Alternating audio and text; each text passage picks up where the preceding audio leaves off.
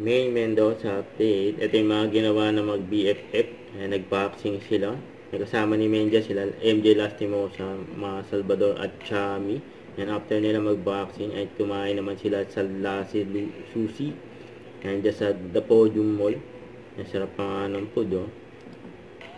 Ayan yung picture nila, mag-BFF. Ayan, nag-bonding, siyempre. Ayan sila May, MJ, Mas, at si Chami. And after naman kumain, and nagpilates naman sila May at MJ, yun, no? And napaka-productive ni May, eh. Siyempre, after yung pilates, yan, uwian na. Saka ito, and ito po sa TikTok. And spotted si May, saka si Chami sa airport ng nakaraang araw, yun, no? Tanto ako nga nag-video. กาพวกข้าข้ามุยตับนุย